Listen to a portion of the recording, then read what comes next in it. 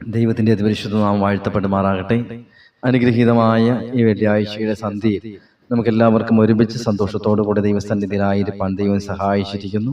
പരിശുദ്ധനായ ദൈവത്തെ നമുക്ക് മഹത്വം കരയട്ടെ. Hallelujah, hallelujah, hallelujah. ദൈവം നമ്മെ ഏവരെയും സമൃദ്ധമായി അനുഗ്രഹിക്കട്ടെ. ചുരുങ്ങിയ സമയത്തെ തിരുവചന ധ്യാനത്തിന് വേണ്ടി തിരഞ്ഞെടുത്ത ഭാഗം വിശുദ്ധ വേദപുസ്തകത്തിൽ പഴയ നിയമ പാഠഭാഗത്തിന്റെ ഏറ്റവും അവസാനത്തെ പാഠഭാഗമായ വിശുദ്ധ മലാഖി പ്രവചനത്തിന്റെ 4-ാം അധ്യായം, ഏറ്റവും അവസാനത്തെ അധ്യായത്തിലെ ആദ്യത്തെ വചനങ്ങളാണ്. മലാഖി പ്രവചനം 4-ാം അധ്യായം, അതിന്റെ 1 മുതലുള്ള വാക്യങ്ങൾ. അതിങ്ങനെ പറയുന്നു: ചൂള പോലെ കത്തുന്ന ദിവസം വരും, അപ്പോൾ അഹങ്കാരികളൊക്കെയും സകല ദുഷ്പ്രവർത്തിക്കാരും താളടിയാകും. വരുവാനുള്ള ആ ദിവസം വേരും കൊമ്പും ശേഷിപ്പിക്കാതെ അവരെ ദഹിപ്പിച്ചു കളയും എന്ന് സൈന്യങ്ങളുടെ ദൈവമായ യഹോവ അരുളി ചെയ്യുന്നു. എന്റെ നാമത്തെ ഭയപ്പെടുന്ന നിങ്ങൾക്കോ നീതി സൂര്യൻ തന്റെ ചിറകിൻ കീഴ് രോഗോപശാന്തിയോടെ ഉദിക്കും. എല്ലാ ക്രിസ്ത്യാനികളുടെയും എല്ലാ മതങ്ങൾക്കും ഒരു പുനർജന്മം ഉണ്ട്. അതൊരു മരണാനന്തര ജീവിതത്തെ ഈ ശരാശരി എല്ലാ മതങ്ങളും അംഗീകരിക്കുന്നുണ്ട്. അതുപോലെ തന്നെയാണ് ക്രിസ്തു വിശ്വാസപ്രകാരം, ക്രിസ്തീയ വിശ്വാസപ്രകാരം നമ്മളും നമ്മുടെ കർത്താവായ യേശു ക്രിസ്തു വീണ്ടും വരുമെന്ന് വിശ്വസിക്കുകയും പ്രാർത്ഥിക്കുകയും ചെയ്യുന്നു. വിശ്വാസം എന്ന് പറയുമ്പോൾ അതൊരു സാങ്കല്പികമായ കാര്യമായി പലപ്പോഴും മാറാറുണ്ട്. വിശ്വസിക്കുന്നു എന്ന് പറഞ്ഞാൽ അത് ഉറപ്പാ. എങ്ങനെയാ? കർത്താവായ യേശു ക്രിസ്തു വീണ്ടും വരുമെന്ന് നമ്മൾ വിശ്വസിക്കുന്നുണ്ടെങ്കിൽ അത് ഉറപ്പോടുകൂടി വിശ്വസിക്കുക. എന്തിനാ വരുന്നത്? തന്റെ പ്രിയപ്പെട്ടവരെ ചേർക്കുവാനും ഭൂമിയെ ശുദ്ധീകരിക്കാനും വേണ്ടി കർത്താവ് വരുമെന്നാണ്. അപ്പോ ചിലപ്പോഴൊക്കെ നമ്മുടെ ഉള്ളിൽ നിന്ന് ഇതങ്ങ് മാഞ്ഞു പോകും. കർത്താവ് വരുമോ? ഒരു സംശയമല്ലേ? വരുമെന്ന് പറഞ്ഞിട്ട് അല്ലെ 10 കന്യകമാര് എന്തോ ഈ മണവാളനെ എതിരേക്കാൻ വേണ്ടി പുറപ്പെട്ടു. പക്ഷെ 5 പേർക്ക് അത്രയ്ക്ക് വലിയ വിശ്വാസമൊന്നും ഇല്ലായിരുന്നു. 5 പേർക്ക് ഉറപ്പായിരുന്നു എന്തായാലും വരുമ്പോ ഞങ്ങള് ഉറപ്പായിട്ട് പോകും. അപ്പം വേണ്ട സാധനങ്ങളെല്ലാം അവർ കരുതിയിരുന്നു. പക്ഷെ മറ്റേ 5 പേർക്ക് വരും ഒരു ചെറിയ വിശ്വാസം. അതുകൊണ്ട് തന്നെ എതിരേക്കാൻ പുറപ്പെട്ടു. വരെയാണെങ്കിൽ പോകാം, ബാക്കി കാര്യങ്ങളൊക്കെ അപ്പ കരുതാം. പൂർണ്ണതയില്ല. അവർ പോകാനായിട്ട് തയ്യാറായി തന്നെയാണ് പോയത്. പക്ഷെ വേറെ എന്തൊക്കെയോ കരുതേണ്ടതായിട്ടുണ്ട്. ഒരല്പം കൂടെ ഉറയ്ക്കേണ്ടതായിട്ടുണ്ട്. അല്പം കൂടെ വിശ്വാസത്തിൽ വളരേണ്ടതായിട്ടുണ്ട്. അല്പം കൂടെ ആത്മീക വർധന വരുത്തേണ്ടതായിട്ടുണ്ട്. അത് അപ്പോഴാകട്ടെ എന്ന് കരുതിയല്ലേ. അതുകൊണ്ടാണ് ആ കാഹളം ധനിച്ചപ്പോൾ അവർ ഓടിച്ചാടി, അയ്യോ എവിടെ ഇപ്പൊ വിളക്കെടുക്കാം, എണ്ണ എടുക്കാം, കത്തിക്കാന്നൊക്കെ നോക്കി കടം വാങ്ങാന്ന് വിചാരിച്ചു. ഇല്ല, അങ്ങനെ കടം വാങ്ങാൻ കിട്ടൂല. ഇത് കടം വാങ്ങാൻ പറ്റുന്ന കാലഘട്ടമാണ്. ഇത് കടം കൊള്ളാൻ പറ്റുന്ന കാലഘട്ടമാണ്. ഇത് സ്വീകരിക്കാൻ പറ്റുന്ന കാലഘട്ടമാണ്. ഇത് അംഗീകരിക്കാൻ പറ്റുന്ന കാലഘട്ടമാണ്. ദൈവവചനത്തെ അംഗീകരിക്കാനും ദൈവവചനത്തിൽ ഒത്തവണ്ണം ജീവിപ്പാനും പറ്റുന്ന കാലഘട്ടം ഇതാ. കാഹളം ധ്വനിച്ചാൽ പിന്നെ പറ്റൂല. കാഹളം ധ്വനിച്ചാൽ പിന്നെ പറ്റുകയില്ല. വചനം ഉറപ്പിച്ച് പറയുന്നു കർത്താവ് വരും. ഇവിടെ പറയുന്നത് 1 തെസ്സലോനിക്കർ 5-ാം അധ്യായം വായിക്കുമ്പോൾ ആ ദിവസം പിതാവിനല്ലാതെ ആർക്കും കള്ളനെ പോലെ വരുമെന്ന് പറഞ്ഞേ. 1 തെസ്സലോനിക്കർ 5 പറയുന്നത് ആ ദിവസം കർത്താവ് വരുന്നത് കള്ളനെ പോലെ വരും, ഒളിച്ചു വരും. ഒരു മുന്നറിയിപ്പൊന്നും ഉണ്ടാവില്ല. പെട്ടെന്ന് കാഹളം ധ്വനിക്കും, ഞൊടിയിടയിൽ മേഘങ്ങളിൽ അവിടുന്ന് പ്രത്യക്ഷപ്പെടും. അപ്പോ ഇതാ മലാഖി പറയുകയാണ്, ഇതാ ചൂട പോലെ കത്തുന്ന ഒരു ദിവസം വരാൻ പോവുകയാണ്. നമുക്കറിയാം, നോഹയുടെ കാലഘട്ടത്ത് ദൈവം പറഞ്ഞു, ഇനി എന്തില്ല, വെള്ളം കൊണ്ട് ഞാനൊരു സർവനാശം വരുത്തുകയില്ല. ഇനി എന്താ? അതിനുവേണ്ടി ദൈവം ഒരു നിയമവും വെച്ചു. എന്താ? ആകാശത്ത് ഒരു മഴ വില്ല് കാണുമ്പോ ഓർത്തോണം, ദൈവം ഓർക്കും, മനുഷ്യൻ ഓർക്കണം. വെള്ളം കൊണ്ട് ഇനി എന്തില്ല, ഒരു സർവനാശമില്ല. നാശമില്ലെന്നല്ല പറഞ്ഞേ, വെള്ളം കൊണ്ട് ഒരു സർവനാശമില്ല. നമുക്ക് ചിലപ്പോൾ ചിന്തിക്കാം, വെള്ളം കൊണ്ട് കർത്താവ് നാശമില്ലെന്ന് പറഞ്ഞിട്ട് പിന്നെ എങ്ങനെയാ ചൂരൽ മലയിൽ വെള്ളം കൊണ്ടല്ലേ നശിച്ചെന്ന് ചോദിക്കും. അങ്ങനല്ല, വെള്ളം കൊണ്ട് സർവനാശമില്ലെന്ന് കർത്താവ് പറഞ്ഞു. വെള്ളം കൊണ്ട് ഒരു സർവനാശമില്ല. ഇനി തീക്കായിട്ട് ഭൂമി എന്തിനു വേണ്ടി വെച്ചിരിക്കുന്നത്? തീക്കായിട്ട് വെച്ചിരിക്കുക. പണ്ട് കാലത്ത് അമ്മമാരൊക്കെ ഈ ചൂട് കാലഘട്ടത്ത് എന്ത് ചെയ്തു? ഓടിപ്പോയിട്ട് പറമ്പി കിടക്കണം നല്ല അയണിക്കരിയും പ്ലാങ്കരിയൊക്കെ പറക്കി ചാക്കിൽ കുത്തി നിറച്ചിട്ട് വീട്ടിൽ കൊണ്ട് ഇങ്ങനെ അടുക്കി വെക്കുക. അപ്പൊ കരിയരെ വിചാരം വിളയിൽ കിടന്ന് എന്നെ പറയിക്കൊണ്ട് ഇവിടെ വെച്ചത് എന്തോ ഒരു വലിയ നല്ല കാര്യം ചെയ്യാൻ വേണ്ടിയിട്ടുണ്ട്. കരിയര അങ്ങനെ അഹങ്കരിച്ച് സന്തോഷത്തോടെ ചാക്കിനകത്ത് സന്തോഷിച്ചിരിക്കും. അറിയാമുള്ളവരെ, മഴ പെയ്യുന്ന ഒരു ദിവസമുണ്ട്. മഴ പെയ്യുന്ന ദിവസം ഈ ചാക്കിന്റെ കെട്ടിറക്കപ്പെടുന്നതിന് വേണ്ടിയാ, കത്തിക്കാൻ വേണ്ടിയാ. നമ്മുടെയൊക്കെ ജീവിതത്തില് ഭൗതികമായ ചില സന്തോഷങ്ങളും അനുഗ്രഹങ്ങളും ബലങ്ങളും ഒക്കെ ഉണ്ടെങ്കിൽ നമ്മൾ വിചാരിക്കരുത് നിത്യമായി ശാശ്വതമായിട്ട് നമ്മൾ അംഗീകരിക്കപ്പെട്ടതിന്റെ റിവാർഡ്സ് ആണെന്ന് ആരും കരുതരുത്. മനസ്സിലായില്ലേ? കെട്ടിറക്കുന്നൊരു ദിവസമുണ്ട്, കർത്താവ് വരുന്ന ഒരു ദിവസമുണ്ട്. ആ ദിവസത്തിലാണ് ശരിക്കും വിധി നടപ്പിലാക്കപ്പെടുന്നത്. നല്ലതും പതിരും, ശ്രേഷ്ഠമായതും മോശമായതും കർത്താവ് വേർതിരിക്കുന്നത് ആ ദിവസത്തിലാണ്. അപ്പൊ ആ ദിവസത്തിന് വേണ്ടി കാത്തിരിക്കുക. അല്ലാതെ ഇന്ന് കരിയിലെ ചാക്കിനകത്ത് ദഹനിച്ചതുപോലെ നമ്മളാരും ജീവിതത്തിന്റെ ഇത് കൃപയുഗമാണ്. എല്ലാവരും, ഞാനും നിങ്ങളും ഒക്കെ ദൈവത്തിന്റെ കൃപ ധാരാളമായിട്ട് അങ്ങ് വാങ്ങിക്കൊണ്ടിരിക്കുക. ഒരുപാട് ദൈവത്തിന്റെ അനുഗ്രഹം നമുക്ക് എല്ലാവർക്കും ഉണ്ട്. അപ്പൊ ഇതിലിരുന്നിട്ട് നമ്മളെ ദൈവം അനുഗ്രഹിച്ചു എന്നുള്ളത് കൊണ്ട് മാത്രം നമ്മൾ എന്തില്ല, ഈ ചൂള പോലെ കത്തുന്ന ദിവസത്തില് രക്ഷപ്പെടുമെന്ന് ഒരുറപ്പും വേണ്ട. ഇവിടെ മലാക്കി പറയുകയാണ്, അപ്പോൾ അഹങ്കാരികളൊക്കെയും സകല ദുഷ്പ്രവർത്തിക്കാരും താളടിയാകും. എന്താ പറഞ്ഞത്? അഹങ്കാരികൾ സ്വയത്തിൽ അധികമായി ഉറയ്ക്കുകയും അഹന്തയിൽ ജീവിക്കുകയും ദുഷ്പ്രവർത്തി ചെയ്യുന്നവരൊക്കെയും താളടിയാകുമെന്നാ പറഞ്ഞത്. അഹങ്കാരികൾക്കും ആർക്കാ താളടിയാകാൻ പോകുന്നത്? അഹങ്കാരി. വ്യക്തമായി മലാക്കി പറയുന്നുണ്ട്, അഹങ്കാരികളും ദുഷ്ടത പ്രവർത്തിക്കുന്നവരും ആ ദിവസത്തിൽ താളടിയാകും. അപ്പൊ ചൂള പോലെ കത്തുന്ന ദിവസം ആർക്ക് വേണ്ടിയാ കരുതി വെച്ചിരിക്കുന്നത്?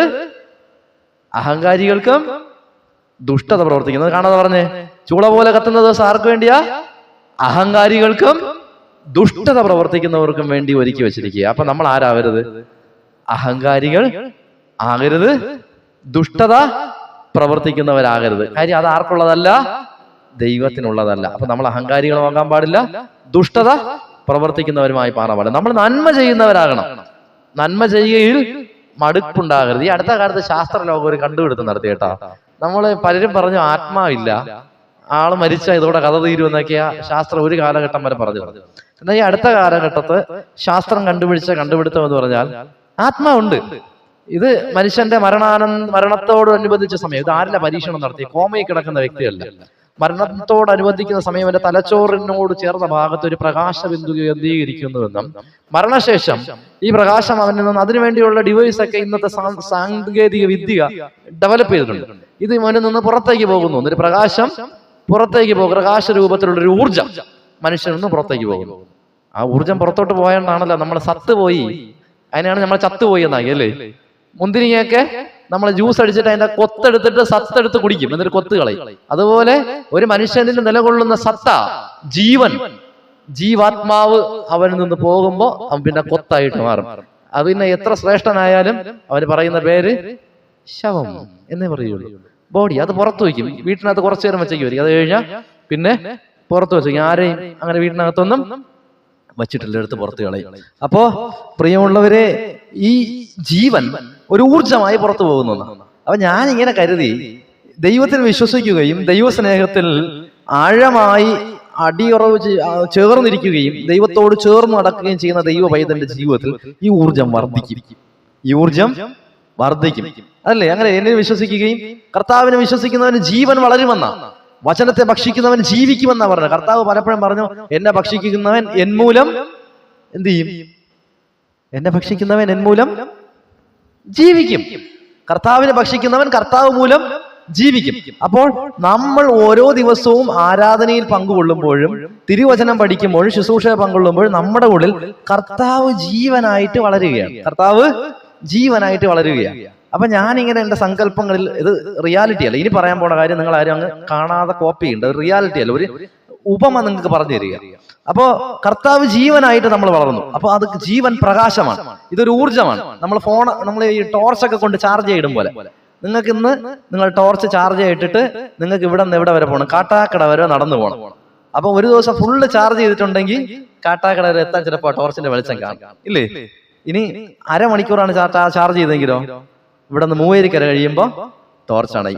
പിന്നെ ഒന്നുകിൽ ആ മൂവേരിക്കര ആറ്റിനോ അപ്പുറത്തെ തോട്ടിലോ വെളിച്ചമില്ലാത്തതുകൊണ്ട് നമ്മൾ വീഴും. സ്വാഭാവികമല്ലേ? ഇരുട്ടല്ലേ?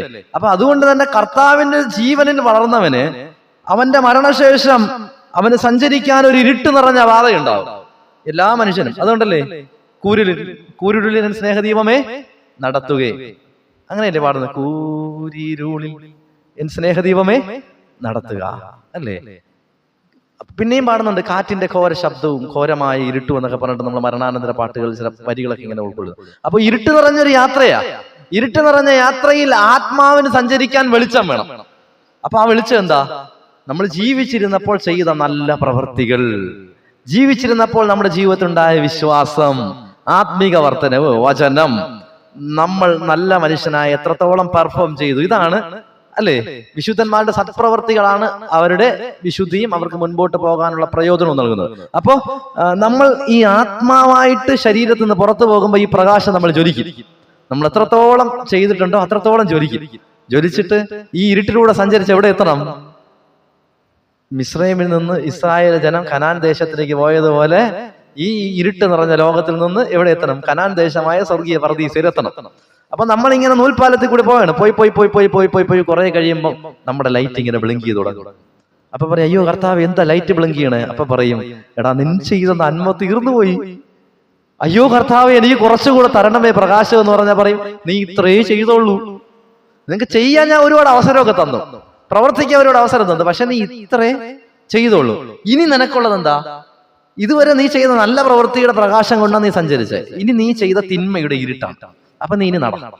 നീ ചെയ്ത തിന്മയുടെ ഇരുട്ടുകൊണ്ട് നിനക്ക് നടക്കാൻ പറ്റുന്ന അത്രയും ദൂരം നട. അപ്പൊ നമ്മൾ കുറെ ദൂരം ഈ നാൽപ്പാലത്തിലൊക്കെ ഇങ്ങനെ കാലിടറി പോയിട്ട് എവിടെ പോയി വീഴും?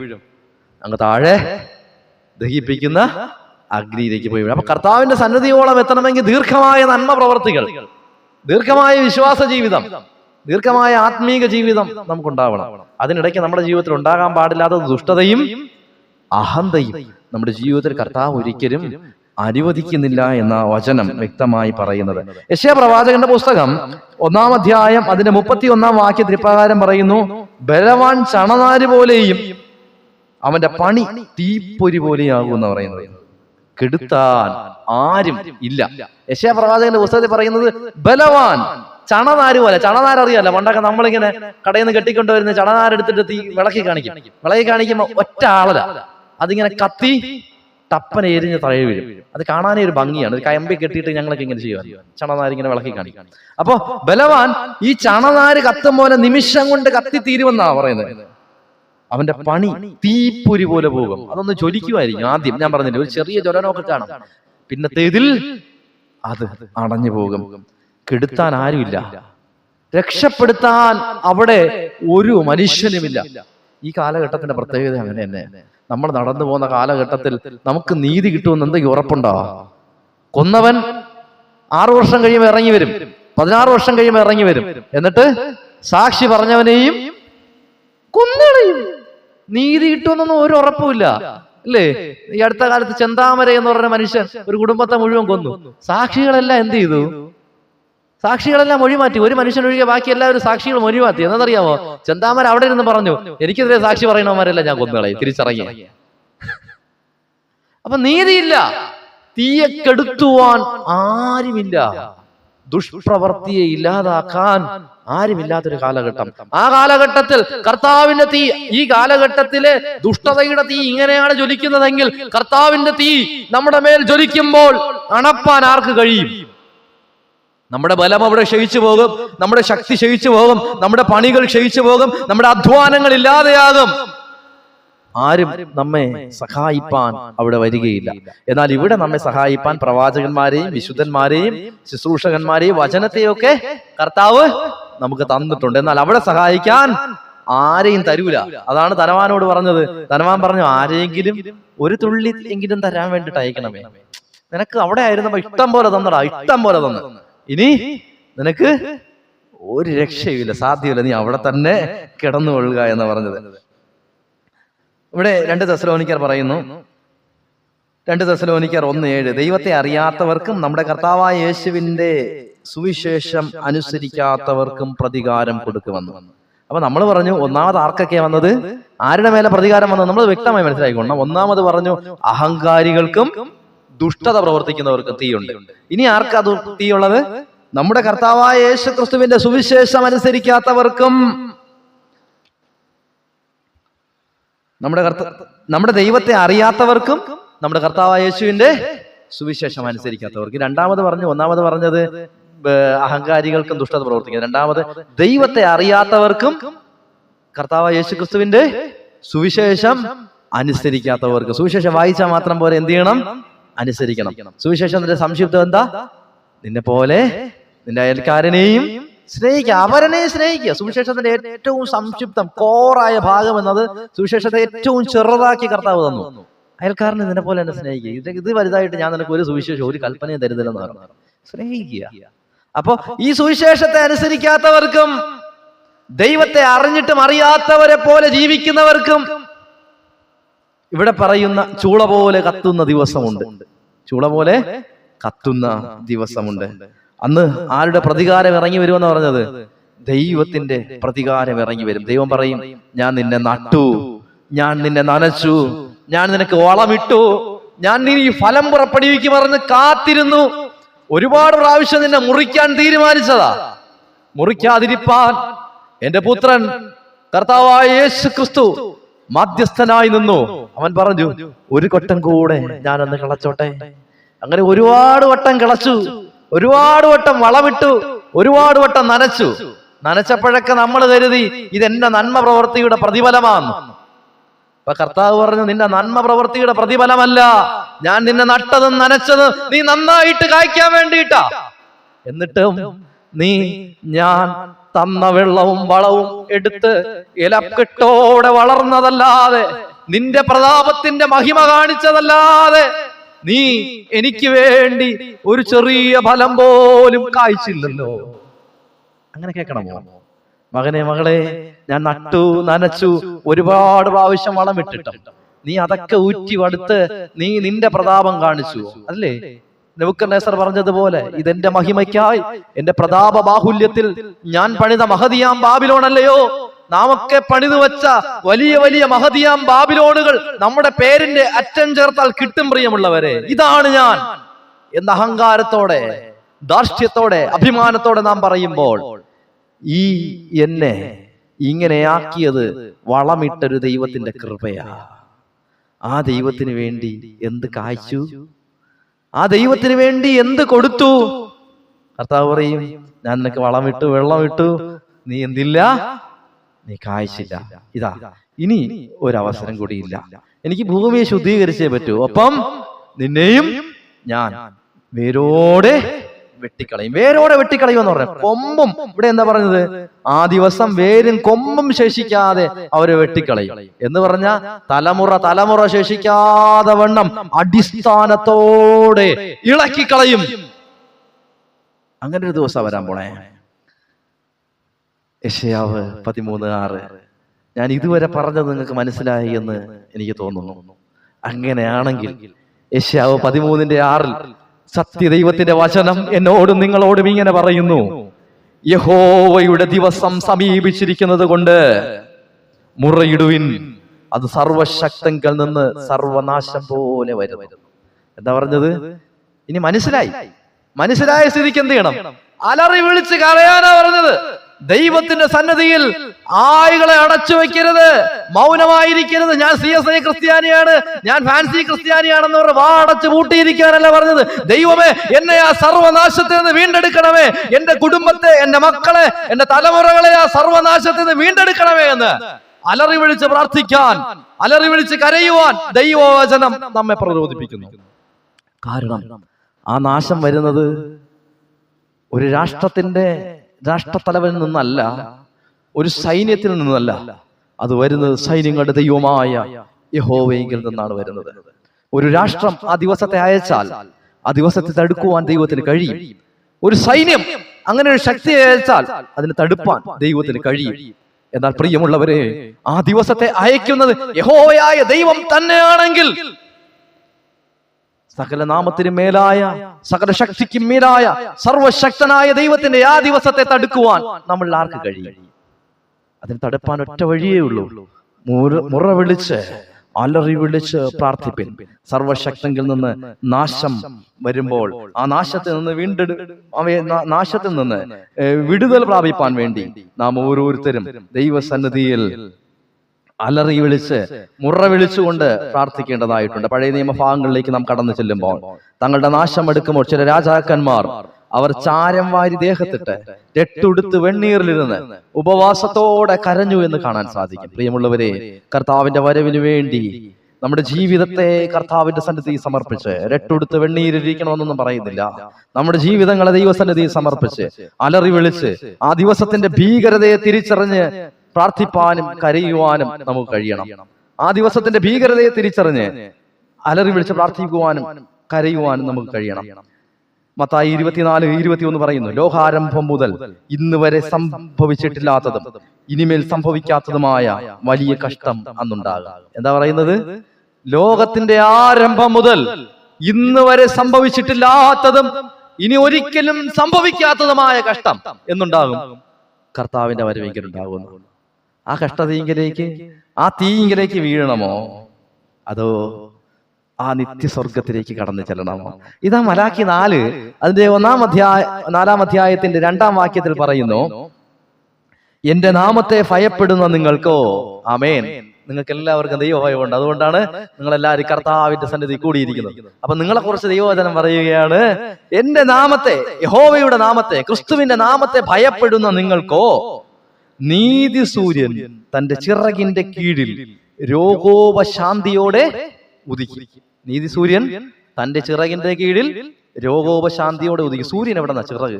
അപ്പൊ ഞാൻ ഇതിന്റെ ശരിയായ ട്രാൻസ്ലേഷൻ തിരയുമ്പോൾ എബ്രായ ഭാഷയിൽ ഈ ചിറക് എന്നതിന്റെ ട്രാൻസ്ലേഷൻ അറ്റത്തോളം, ഏറ്റവും അറ്റത്തോളം. കുറച്ചുകൂടെ വ്യക്തമായി പറഞ്ഞാൽ ചിറകിന് ശരിയായ ട്രാൻസ്ലേഷൻ അവസാനത്തോളം എന്നാണ്. അവസാനത്തോളം. മനസ്സിലായോ? അപ്പോ ദൈവത്തെ ഭയപ്പെടുന്ന ദൈവ മക്കൾക്ക് ഈ ചിറക് എന്നുള്ളതിനെ നിങ്ങൾ ഏതെങ്കിലും ട്രാൻസ്ലേഷൻ എടുത്ത് വായിച്ചാൽ നിങ്ങൾക്ക് മനസ്സിലാകും.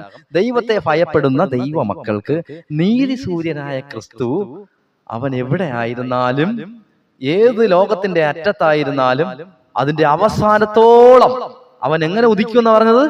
രോഗ ഉപശാന്തിയോടെ ഉദിക്കുമെന്നാണ്. അന്ന് പൊള്ളലേറ്റ്, തീയേറ്റ്, രോഗം, പ്രതികൂലങ്ങൾ, കഷ്ടതകൾ, കന്മഴകൾ എല്ലാവർക്കും ഉണ്ടാകും.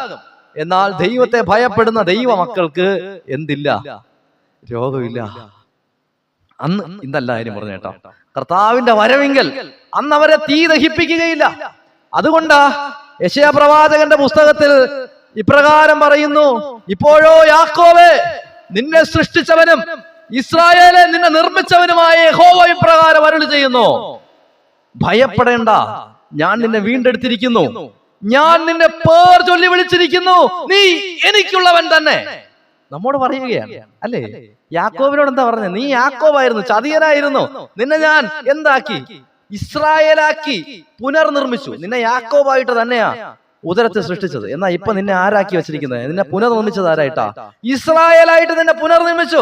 നമ്മോട് പറയും, നമ്മുടെ ഓരോരുത്തരുടെയും പേര് പറഞ്ഞിട്ട് പറയും, നിന്നെ ഞാൻ ഇന്നയാളായിട്ടാ സൃഷ്ടിച്ചത്, എന്നാൽ നിന്നെ ഒരു എബ്രായനാക്കി, ഒരു ഇസ്രായേലിനാക്കി ഞാൻ പുനർനിർമ്മിച്ചു. നിന്നെ ഞാൻ ഒരു എബ്രായൻ അഥവാ ഇസ്രായേലിയൻ എന്ന് പുനർനിർമ്മിച്ചതിന്റെ അർത്ഥം നീ എന്റെ മകൻ എന്നാണ്. ഇനി മുതൽ ഞാൻ നിന്നെ ദാസൻ എന്ന് വിളിക്കുകയില്ല, പുത്രൻ എന്ന് വിളിക്കും. പ്രിയമുള്ളവരെ, നമ്മെ പുത്രന്മാരായും പുത്രിമാരായും ദൈവം പുനർനിർമ്മിച്ചു. മനുഷ്യൻ പാപത്തിൽ ജനിച്ചു, പാപത്തിന്റെ അമ്മ എന്റെ ഗർഭം ധരിച്ചു എന്ന വചനം പറയുന്നത്. എന്നാൽ ആ പാപത്തിന് അപ്പുറത്ത് ഒരു ഇസ്രായേലിനായി, കളങ്കമില്ലാത്തവനായി ക്രിസ്തുവിന്റെ രക്തത്താൽ അവൻ നമ്മെ പുനർനിർമ്മിച്ചു. അതുകൊണ്ട് വചനം പറയുന്നു, ഞാൻ നിന്നെ പേർ ചൊല്ലി വിളിച്ചിരിക്കുന്നു, നീ എനിക്കുള്ളവൻ തന്നെ. തുടർന്ന് വചനം പറയുകയാണ്, അതുകൊണ്ട് നീ വെള്ളത്തിൽ കൂടെ കടയുമ്പോൾ വെള്ളം നിനക്ക് ദോഷമായി വരികയില്ല, നീ നദികളിലൂടെ കടന്നു പോകുമ്പോൾ നദി നിന്റെ മേലെ കവിയുകയില്ല, നീ തീയിൽ കൂടി കടന്നാൽ വെന്തു പോകുകയില്ല, അഗ്നിജ്വാല നിന്നെ ദഹിപ്പിക്കുകയില്ല. നിന്റെ ദൈവവും ഇസ്രായേലിന്റെ പരിപാലകനും രക്ഷകനുമായ യഹോവ എന്ന ഞാൻ നിന്നെ രക്ഷിച്ചിരിക്കുന്നു, വീണ്ടെടുത്തിരിക്കുന്നു എന്ന് വചനം പറയുകയാണ്. ഈ വചനം വാഗ്ദത്തം എനിക്കും നിങ്ങൾക്കും ഉള്ളതാ. എന്റെയും നിങ്ങളെയും മക്കളായി ഇസ്രായേലിനായി ദൈവം വിളിച്ചിരിക്കുന്നു.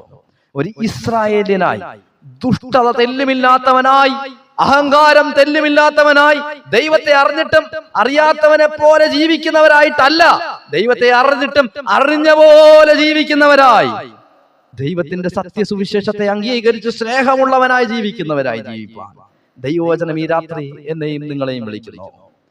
ഞാൻ പറഞ്ഞ ഒരുപാടെന്ന് നിങ്ങൾ ഓർത്തു വയ്ക്കേണ്ട. ഈ തീയിൽ നിന്ന് രക്ഷപ്പെടാൻ ദൈവവചനം നമ്മോട് പറഞ്ഞ കാര്യങ്ങൾ എന്തൊക്കെയാ? 1, നീ ദുഷ്ടനായിരിക്കരുത്. 2, നീ അഹങ്കാരിയായിരിക്കരുത്. 3, നീ ദൈവത്തെ അറിഞ്ഞിട്ടും അറിയാത്തവനെ പോലെ ജീവിക്കരുത്. 4,